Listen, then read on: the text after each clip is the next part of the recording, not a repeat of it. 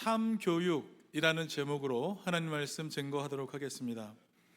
여러분, 참교육 듣자마자 아마 떠오르시는 드라마가 하나 있을 것 같은데, 2026년에 뜨거운 관심을 모으며 큰 화제를 불러일으킨 드라마 참교육 보신 적 있으세요? 네, 이 드라마입니다. 네, 이 드라마가 대중의 열렬한 지지와 공감을 얻었습니다. 그 이유는 붕괴해버린 그 학교의 질서를 다시 세우는 과정이 이 드라마 안에 있었기 때문입니다.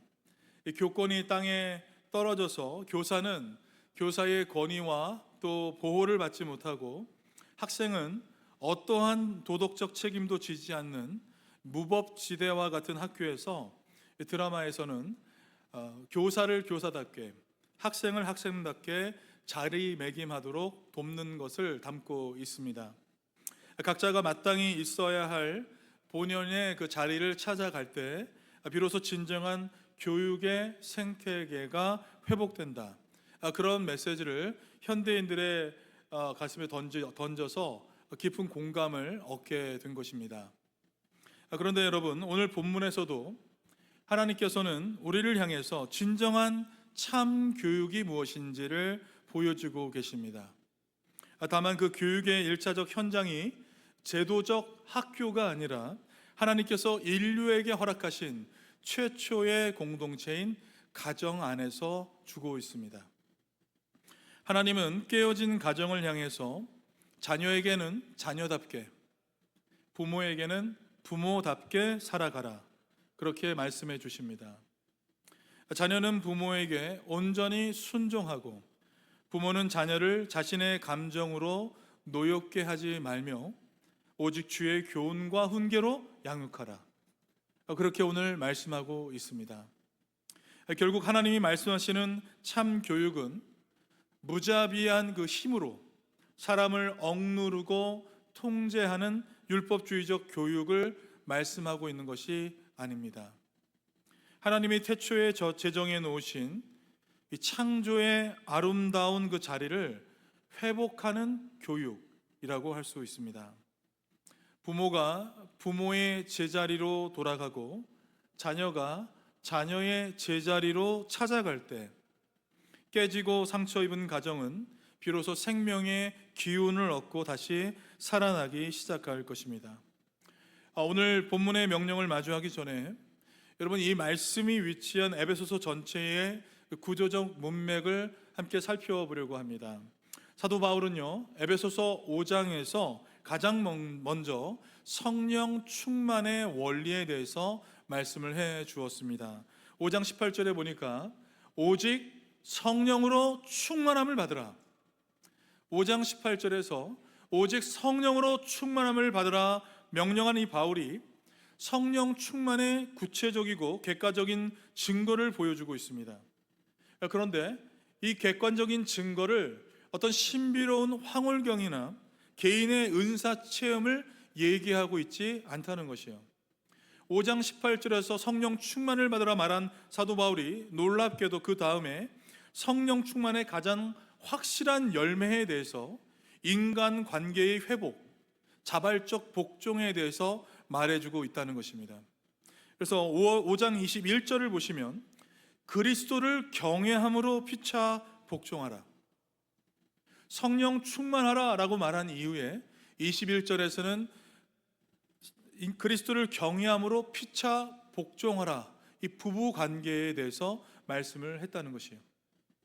이 거대한 대원칙 아래에서 당시 고대 근동사회의 가정을 지탱하는 가장 핵심적인 관계 세 가지를 사도 바울은 차례대로 나열하게 됩니다. 오직 성령으로 충만함을 받으라 말하고 제일 처음 말한 관계는 부부 관계였어요. 그것이 우리가 지난주에 살펴봤던 말씀입니다. 그리고 오늘 우리가 살펴볼 말씀은 부모와 자녀의 관계, 그리고 이제 다음 주에 우리가 살펴볼 말씀은 종과 상전의 관계, 이렇게 세 가지의 관계에 대해서 사도 바울이 말해주고 있다는 것입니다. 그러니까 여러분, 성령으로 충만한 자의 삶은 무엇인가? 이 세 가지의 관계 현장에서 하나님의 창조적 질서를 회복하는 관계의 예배자로 살아가는 것이다 라는 것이에요. 성령 충만한 사람은 관계가 회복되는 사람이에요. 성령 충만한 사람은 관계 안에서 문제가 없는 사람인 줄 믿습니다. 그런 사람들이 성령 충만한 자라는 것입니다. 그 중에서 오늘 우리는 두 번째, 부모와 자녀의 관계에 대해서 살펴보려고 합니다. 신학자 존 스토트는 바울이 부부 관계를 먼저 언급했어요. 그리고 나서 부모와 자녀 관계를 언급한 이 성경적 순서에 주목하고 있습니다. 부부 관계, 부모와 자녀 관계, 그리고 종과 상전의 관계. 여기에 흐르는, 이 순서에 흐르는 의미가 분명히 있다는 것이에요. 부부가 그리스도의 사랑 안에서 온전히 연합되어 영적 안정감을 누릴 때 그 부모는 비로소 자녀를 노엽게 하지 않고 양육할 영적 공간을 얻게 되고, 자녀 또한 그 부부의 영적 권위 아래서 기꺼이 순종하는 방법을 배우게 된다는 것입니다. 여러분, 오늘 이 시간에 우리 삶의 모든 무너진 관계가 회복되고, 특별히 가정 안에서 하나님이 설계하신 참 교육의 원리가 회복되어서 성령 충만의 열매를 거두는 우리 모두 되기를 간절히 소망합니다. 아멘. 먼저 첫 번째 1절 말씀인데요, 사도 바울은 본문 1절에서 자녀들을 향해 단호하면서도 명확한 태도로 첫 마디를 시작하고 있습니다. 우리 1절의 말씀을 같이 함께 합독하겠습니다. 자녀들아, 주 안에서 너희 부모에게 순종하라, 이것이 옳으니라. 아멘. 네, 우리가 부모에게 순종해야 하는 이유는 무엇입니까? 나를 낳아주시고 길러주셨기 때문에, 혹은 부모님이 나보다 더 지혜롭고 완벽해서 우리는 순종하는 것입니까? 사도 바울은 자녀가 부모에게 순종해야 하는 궁극적인 그 근거를 명확하게 제시했습니다. 뭐라고요? 이것이 옳으니라. 이것이 옳으니라. 여기서 옳으니라에 해당하는 헬라어 형용사는 디카이오스라는 단어예요. 여러분 한번 따라해 보시겠습니까? 디카이오스. 이 단어가 너무 중요합니다. 여러분, 세상은 이 디카이오스를 도덕적인 선함이나 사회적인 어떤 정의, 기브 앤 테이크가 성립되는 수평적인 의로움으로 해석합니다. 디카이오스, 수평적인 거라고 하는 거예요. 부모가 나에게 잘해준 만큼 순종하고, 부모가 부모답게 행동할 때만 자녀도 자녀답게 굴겠다는 계약적 정의를 얘기한다는 것입니다. 이것이 세상이 말하는 옳으니라의 정의예요. 그러나 여러분, 성경이 말하는 디카이오스, 이것은 그런 상대적인 개념이 아닙니다. 디카이오스, 창조주 하나님께서 온 우주 만물을 지으실 때 배치해 놓으신 코스믹 얼라이먼트, 우주적 조율 또는 제자리에 있는 상태를 뜻하는 것이에요. 여러분, 톱니바퀴가 설계자의 도면대로 정확한 위치에 맞물렸을 때 돌아가는 그 상태처럼, 그것이 바로 성경이 말하는 의로움이자 옳음이라는 의미라는 것입니다. 자녀가 부모에게 순종해야 하는 이유는 부모의 인격이 결함 없이 완벽해서가 아니에요. 부모가 나에게 상처를 주지 않는 훌륭한 사람이기 때문도 아닙니다. 내 육신의 부모가 비록 연약하고 허물이 많을지라도 하나님께서 내 인생의 통치자로 보이지 않는 하나님 아버지를 대신하는 영적 권위자로 아버지, 어머니를 그 자리에 배치하셨기 때문에 그렇습니다. 여러분, 기독교 교육의 출발은 바로 여기에서 시작됩니다. 하나님이 부모에게 위임하신 이 영적 권위와 입술의 권세는 여러분 실로 대단하다고 말할 수 있습니다.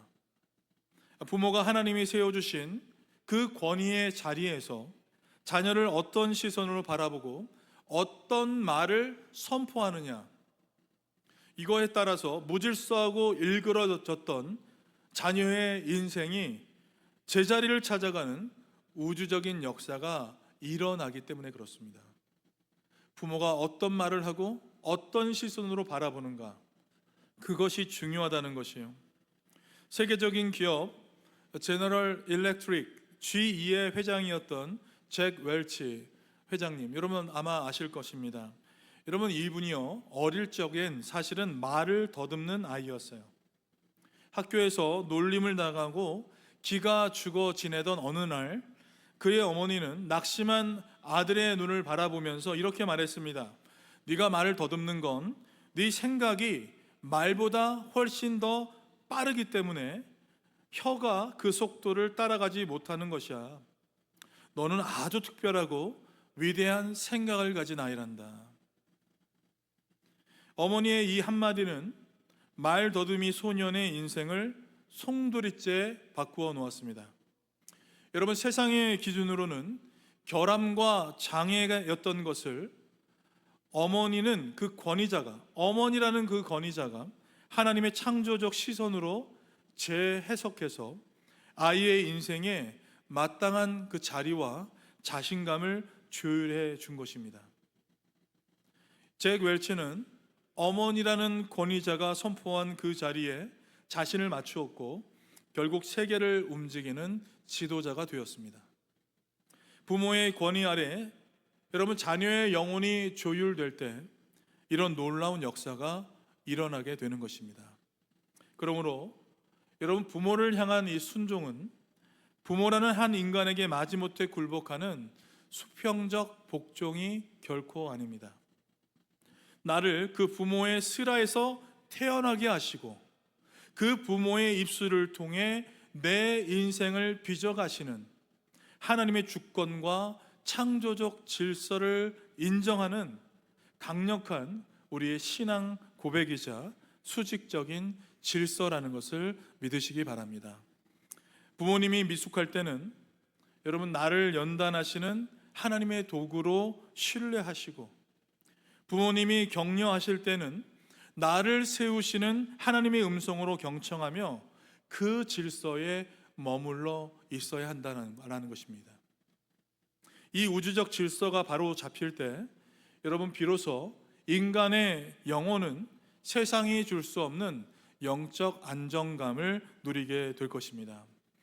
사랑하는 성도 여러분, 오늘날 수많은 자녀가 방황하고 또 마음의 병을 앓고 있는 이유가 무엇일까요? 가족 상담의 대가인 오은영 박사님이 상담 현장에서 부모님들에게 던지는 수없는 그 따끔한 경고가 있습니다. 요즘 많은 부모님들이 자녀의 길을 살려준다 이런 명목으로 혹은 자녀와의 갈등이 두려워서 가정의 모든 결정권과 주도권을 자녀에게 넘겨준다는 것이에요. 이거는 네가 알아서 해, 넘겨준다는 거예요. 오 박사님은 이에 대해서 이렇게 얘기했습니다. 아이가 부모 머리 꼭대기에 앉아 온 집안을 쥐고 흔들게 두는 것은 사랑이 아닙니다. 아이에게 왕관을 씌워주는 것이 아니라 아이가 감당할 수 없는 거대한 불안이라는 지옥을 선물하는 방임입니다. 아마 여러분 다들 동의하실 것이라 생각이 됩니다. 여러분, 자녀는 부모라는 안전한 권위의 울타리 안에 머물며 보호받을 때 가장 편안함을 느끼도록 받았어요. 그랬는데 자녀가 그 울타리를 부수고 대장 노릇을 하니까 통제불능의 불안과 방황이 찾아온다는 지적이에요. 여러분, 수많은 자녀들이 아파하는 진짜 이유는 내 마음에 들지 않는다고 부모의 권위를 가볍게 여기고 수평적인 저울질로 부모를 판단하며 하나님이 정해 놓으신 제 자리를 벗어났기 때문입니다. 권위의 울타리를 벗어나 내가 스스로 왕이 되려고 하니까 영혼에 감당할 수 없는 불안과 방황이 찾아오게 된 것이에요. 여러분, 이번 한 주간 우리 눈에 완벽해 보이지 않는 육신의 부모님일지라도 하나님이 내 삶에 세워주신 최고의 대리자이자 안전한 울타리임을 인정하는 이번 한 주 되기를 원합니다. 내 판단과 기준을 내려놓고 부모님의 말씀에 기쁨으로 순종하는 영적 조율을 하는 사람, 여러분 그 사람이 바로 성령으로 충만한 사람이라는 것을 기억하시기 바랍니다. 그렇게 우리 삶에 하나님이 세워주신 이 관계를 올바로 맺음으로 성령 충만의 열매를 맺는 우리 모두 되길 간절히 소망합니다. 아멘. 두 번째는 2절과 3절 말씀입니다. 바울은 1절에서 행동의 순종을 명령한 이후에 2절과 3절에서는 십계명 제5계명을 인용해서 명령의 한 단계 더 깊은 차원에 대해서 말해주고 있습니다. 우리 2절과 3절 말씀을 합독하도록 하겠습니다. 내 아버지와 어머니를 공경하라. 이것은 약속이 있는 첫 계명이니 이로써 네가 잘되고 땅에서 장수하리라. 아멘. 여러분, 이 말씀을 듣는 크리스찬 자녀들의 마음에 어쩌면 가장 먼저 드는 생각이 있을 수 있다 생각이 됩니다. 어떤 부모든 무조건 공경해야 하는 것입니까? 이런 질문이에요. 나에게 상처를 주고 미숙하고 심지어 영적으로 방해를 하는 부모도 공경해야 합니까? 공경에도 자격과 조건이 있어야 하는 것 아닙니까? 여러분, 놀랍게도 성경은 부모를 공경하라 라고 할 때 조건을 말씀할 때 부모의 인격적 훌륭함이나 도덕적 자격을 단 한마디도 언급하지 않았다는 것입니다. 성경이 말하는 공경의 유일한 조건은 부모의 어떠함이 아니라 하나님이 그분을 내 부모로 묶어두셨다는 위치적 조건, 이거 하나밖에 없습니다. 공경하다에 해당하는 헬라어 단어는 티마오라는 단어예요. 가장 값비싼 가치를 매기다, 무겁게 여기다 라는 의미가 있습니다. 이것은 부모의 행위나 인격이 훌륭하기 때문에 무겁게 여기라는 의미가 아니에요. 비록 내 육신의 부모가 연약하고 허물이 많다 하더라도 그분이 나라는 존재를 이 땅에 태어나게 하신 주권적인 생명의 통로이자 하나님 아버지를 대리하는 위치적 권위로 세워졌다는 그 사실 자체를 묵직하게, 무겁게 인정하라라는 의미입니다. 그러나 여러분, 현실 속에서 이 말씀을 마주할 때 계속해서 우리 마음속에 피할 수 없는 질문이 나오는 것이죠. 정말로 공경하고 싶지 않은 부모가 있지 않습니까? 자녀에게 평생 씻을 수 없는 상처를 주고 무책임과 분노로 가정을 깨트린 그 부모를 도대체 어떻게 무겁게 여기고 공경하라는 말입니까? 이런 질문 할 수 있다고 생각이 됩니다. 맞습니다. 여러분, 우리는 이 서슬픈 진실을 결코 외면해서는 안 될 것입니다. 성경은 결코 부모가 자녀에게 가한 상처나 미숙한 죄악을 덮어두거나 괜찮다고 말하지 않습니다. 부모의 죄는 명백한 죄이며 자녀가 흘린 눈물은 하나님께서도 그 병에 담으시며 함께 통곡하시는 아픔입니다. 그렇다면 하나님은 왜 그런 부모조차 공경하라 라고 명령하고 계신 것일까요? 그것은 부모의 잘못을 용인해 주라는 의미가 아닙니다. 상처 입은 자녀인 바로 당신을 그 아픈 과거의 사슬로부터 완벽하게 자유케 하시기 위한 하나님의 강력한 치유 처방인 것입니다. 여러분, 가족 치료의 권위자들은 한 인간이 과거의 상처로부터 벗어나 진정한 성인으로 독립하기 위해서는 원망을 중단해야 한다, 그렇게 말합니다. 부모를 내 인생의 모든 불행의 원인으로 지목하고 평생 징후의 저울 위에 올려놓는 한 역설적으로 내 인생은 여전히 그 미숙한 부모의 영향 아래 종속되어서 끌려다니는 상태가 된다는 것이에요.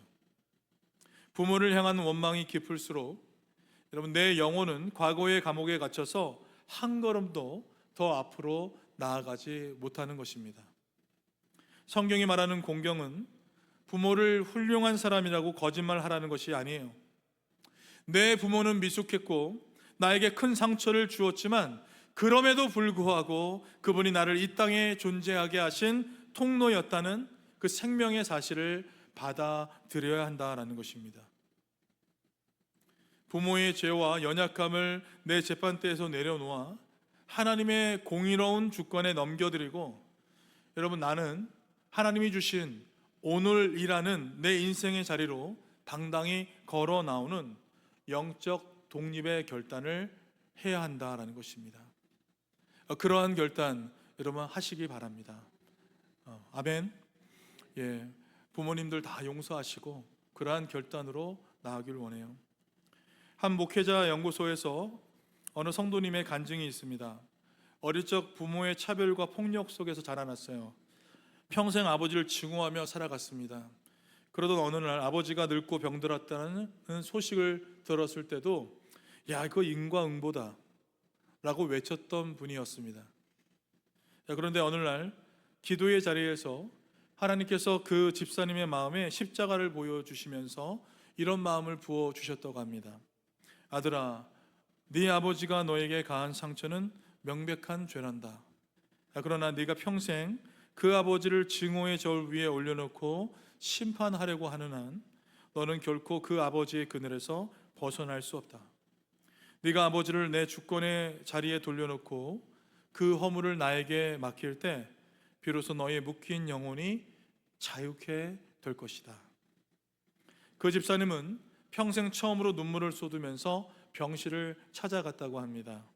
아버지의 성품이 변해서가 아니었어요. 아버지가 사과해서도 아니었습니다.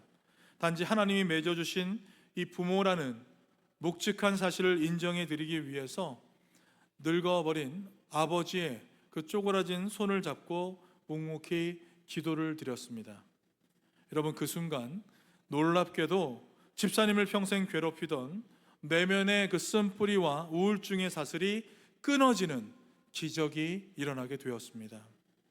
여러분, 미숙한 부모를 내 기준의 저울에서 내려놓고 하나님의 주권적 질서로 받아들일 때 비로소 자녀의 영혼이 치유되는 복음의 대반전이 일어나게 된 것입니다. 늙어버린 부모를 내 증오의 감옥에서 석방해 줄 때 여러분, 진짜 석방되는 사람은 누구일까요? 부모가 아니라 바로 나 자신이라는 것입니다. 성도 여러분, 부모를 공경하라. 이것은 하나님의 준엄한 명령입니다. 이것은 부모의 미숙함을 무조건 묵인하라는 맹목적 복종이 아니에요. 부모를 내 영혼의 재판대에서 내려놓고 하나님께 양도해 드릴 때 비로소 내 영혼이 자유와 치유를 경험하게 하는 것. 여러분, 이것이 우리를 향한 우리 하나님의 거룩한 배려요, 우리 하나님 아버지의 마음이라는 것을 받아들이시기 바랍니다. 이 질서를 받아들이는 자에게 하나님은 땅에서 잘되고 장수하는 영육간의 지경이 넓어지는 복을 허락해 주실 줄 믿습니다. 이번 한 주간 과거의 원망과 저울줄 멈추시고 하나님이 나를 지으신 선하심만 신뢰하는 우리 모두 되기를 원합니다. 하나님이 명령하셨어요. 내 부모를 공경하라. 이거면 충분합니다. 그 말씀 믿고 하나님 의지하며 성령으로 충만한 우리 모두 되시길 예수님의 이름으로 간절히 축원합니다. 마지막 4절입니다. 자녀의 온전한 순종과 공경을 다룬 사도 바울은 이제 그 부모에게 방향을 돌리고 있어요. 우리 4절 말씀을 같이 함께 합독하겠습니다. 또 아비들아,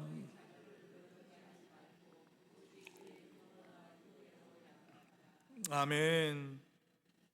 오늘 여러분 이 편지를 쓰는 사도 바울을 한번 떠올려 보세요. 여러분, 사도 바울이 결혼을 했을까요? 안 했을까요?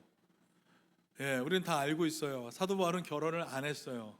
결혼을 안 한 사람이 어떻게 이런 말을 다 할 수가 있어요? 예, 평생 독신이었고 육신의 자녀가 단 한 명도 없었습니다. 그런 그가 왜 이토록 간절하게 이 양육에 대해서 외치고 있는 것일까요? 성경이 말하는 양육은 혈연을 넘어서서 그리스도의 피로 맺어진 거대한 영적 가족, 즉 교회를 향한 명령이기 때문에 그렇습니다. 바울이 피 한 방울 섞이지 않은 디모데를 믿음의 참 아들로 기른 것처럼 여기 미혼 청년이든 자녀가 없는 가정이든 여러분 우리 모두는 교회 안에서 다음 세대와 연약한 영혼들을 품어내야 할 영적 부모로 부름받은 줄 믿습니다. 그러므로 이 말씀은 육신의 자녀뿐만 아니라 우리가 맡은 영혼의 자녀들을 어떻게 노엽게 하지 않고 주의 사람으로 키워낼 것인가, 이것을 다루는 우리 모두의 거룩한 사명으로 받아야 할 것입니다. 그렇다면 오늘 이 말씀을 듣고 순종하기를 원하는 현대 기독교 부모들, 그리고 영적 아비와 어미로 부름받은 우리 모두가 가지고 있는 고통스러운 질문은 무엇일까요? 자녀를 양육해야 한다는 것, 여러분 누가 모릅니까? 문제는 도대체 어떻게 양육해야 자녀를 노엽게 하지 않고 주의 길로 가게 할 수 있느냐, 그 문제일 것입니다. 늘 소리 지르고 후회하면서 악순환 속에 갇혀있는 부모들에게 여러분 성경은 구체적인 어떻게의 방법론을 제시해주고 있습니다. 첫 번째, 감정적 분리를 행하라는 것이에요. 한번 따라해 보시겠습니까? 감정적 분리를 행하는 것입니다. 네, 말씀을 보니까 너희 자녀를 노엽게 하지 말라라고 얘기했습니다. 이것을 오늘날 행동 지침으로 바꾸게 되면 자녀의 문제를 부모 자신의 자존감과 감정의 문제로 섞지 말라. 부모의 자존감과 감정의 문제로 자식의 문제를 바라보지 말라는 것이에요. 자녀가 성적이 떨어지거나 반항할 때, 그럴 때 있죠. 근데 부모가 분노하는 진짜 이유는 자녀를 걱정해서가 아니라 부모 자신의 자존심이 상하고 불안 때문에 화낼 경우가 많이 있다는 것이에요. 여러분, 자녀는 우리의 소유물이 결코 아닙니다. 하나님이 내게 잠시 맡기신 독립된 인격체라는 것을 우리가 받아들여야 할 것입니다. 그러므로 자녀가 잘못되었을 때 내 감정의 분풀이를 쏟아내지 말고 한 걸음 물러서서 내 불안을 하나님께 먼저 맡기는 감정의 분리 훈련, 이것이 우리에게 선행되어야 한다는 것입니다. 그래야 자녀를 노엽게 하지 않는 이성적인 대화가 가능하기 때문에 그렇습니다. 둘째는 단호한 기준 제시입니다. 따라해 보시겠습니까? 단호한 기준 제시입니다. 감정을 빼고 양육하라는 말이 여러분 자녀를 방임하라 라는 말이 결코 아닙니다. 주의 교훈과 훈계, 이것으로 가르쳐야 한다라는 것입니다. 이 주의 교훈과 훈계는 명확한 하나님의 말씀이라는 기준을 가지고 아이의 행동을 단호하게 교정해 주는 것이에요. 많은 현대 부모들이 자녀의 눈치를 보면서 길을 살려준다는 명목으로 방임합니다. 그러나 진정한 기독교적 양육은 부모의 잔소리가 아니라 우리 가정의 최종 주인은 하나님이시며 너와 나 모두 하나님의 말씀의 기준 아래에 살아야 한다라고 말하며 그것을 삶으로 보여주는 것이 있습니다. 내가 자녀를 완벽하게 통제해야만 자녀가 올바르게 자랄 것이라는 여러분 그런 강박에 시달리지 않기를 바랍니다. 그러나 우리는 곧바로 아마도 이런 걸 깨닫게 될 거예요. 내 힘과 열정만으로는 자녀 교육을 단 한순간도 내 뜻대로 할 수 없다는 무력감을 우리 모두는 경험하게 되는 것이죠. 완벽하게 자녀를 내가 통제할 수 있어 라고 얘기했지만 실제로는 그렇지 못하다는 거예요. 그러면서 우리 안에 무력감을 우리가 가지게 된다는 것입니다. 여러분, 성경을 보면 하나님께 기도해서 15년의 삶을 더 살아간 왕이 있습니다. 누구죠? 히스기야 왕이에요. 이 사람은 기도함으로 하나님께서 15년의 생명을 연장해 주셨어요. 그런데 히스기야 왕도 자녀 교육만큼은 마음대로 되지 않아서 눈물을 흘렸던 것 같습니다. 그가 눈물로 기르고 기도했던 아들 므낫세, 여러분 그 아들 이름이 므낫세인데 이 므낫세가 12세가 되던 해에 왕이 되었어요. 여러분 12세 어떤 나이입니까? 질풍노도의 정말 최고점에 있는 그 나이에 이가 왕이 되었어요. 이가 왕이 되자마자 유다 역사상 가장 악한 폭군이 되었습니다. 성전에서 우상을 세우게 됐고요. 인신제사, 사람을 갖다 바치는 인신제사를 드렸어요. 인간적인 눈으로 보면 어떻게 히스기야와 같은 왕의 그 자녀에게, 믿음의 그 사람에게서 어떤 이런 망나니가 태어났을까? 어떻게 이런 사람이 태어났을까? 라고 할 수 있는 상황입니다. 히스기야의 가정교육은 실패했다, 그렇게 말할 수 있습니다. 부모의 손을 떠나 엇나간 자식의 전형적인 모습을 보여준 것입니다. 하지만 여러분, 바로 이 부분에서부터 복음의 위대한 반전이 일어납니다. 므낫세가 바벨론 군대에 사로잡혀 갑니다. 쇠사슬에 묶인 채 갈고리로 끌려가 인생의 가장 처절한 바닥으로 곤두박질 쳤을 때, 역대하 33장에서는 그가 극심한 환난 가운데에서 비로소 하나님 앞에 크게 겸손해져서 기도했다, 그렇게 기록하고 있어요. 우리 33장 12절과 13절 말씀을 함께 합독하도록 하겠습니다. 그가 환난을 당하여 그의 하나님 여호와께 간구하고 그의 조상들의 하나님 앞에 크게 겸손하여 기도하였으므로 하나님이 그의 기도를 받으시며 그의 간구를 들으시사 그가 예루살렘에 돌아와서 다시 왕위에 앉게 하심에 므낫세가 그제서야 여호와께서 하나님이신 줄을 알았더라. 아멘. 여러분, 그가 인생의 바닥에서 아버지 히스기야가 심어놓았던 주의 교훈과 말씀의 기준이 마침내 꿈틀거리기 시작한 것이에요. 하나님은 그 기도를 들으셨고 그를 복귀시키셨으며 므낫세는 남은 평생 오직 하나님만을 섬기는 참된 예배자가 되었습니다. 성도 여러분, 자녀 교육은 부모의 조급한 통제나 테크닉에 달려있지 않습니다. 내 감정을 쏙 빼고 하나님의 말씀을 심어두면 여러분, 그 말씀의 씨앗은 자녀의 인생 가장 어두운 그 순간에 반드시 홀로 작동하기 시작할 것입니다. 부모의 손을 떠난 자녀일지라도 하나님의 손은 결코 그 자녀를 놓지 않으시기 때문입니다. 오늘 가정으로 돌아가셔서 내 감정으로 자녀를 쥐고 흔들었던 그 손을 내려놓으시기 바랍니다. 감정을 분리하고 오직 주의 말씀의 기준만을 심어두면서 눈물로 기도해주는 믿음의 부모가 되기를 결단하는 우리 모두 되기를 간절히 소망합니다. 말씀을 맺겠습니다. 전 국민의 멘토라 불리는 오은영 박사님이 유튜브에 자주 보여요. 그러니까 심각한 문제 행동을 보이는 아이와 그 가정을 관찰하고 솔루션을 주는 장면 때문에 그렇습니다. 통제가 불가능할 정도로 폭력성을 보이는 아이가 있어요. 밤새도록 울부짖으면서 부모를 괴롭히는 아이도 있습니다. 그런 아이들의 영상을 바라보면서 많은 사람들이 이렇게 얘기해요. 저 아이는 도대체 왜 저럴까? 참 너무 심각하다, 그렇게 얘기합니다. 그런데 여러분, 프로그램의 진짜 반전은 솔루션이 시작될 때 일어납니다. 오은영 박사는 아이가 아니라 항상 그 부모를 주목합니다. 그리고 부모조차 인지하지 못했던 부모 내면의 깊은 상처, 통제되지 않는 불안, 자녀를 향한 미성숙한 감정의 분풀이를 정확하게 짚어내요.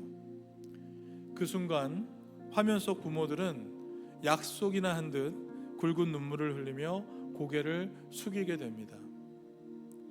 아이의 거친 행동은 결국 무엇입니까?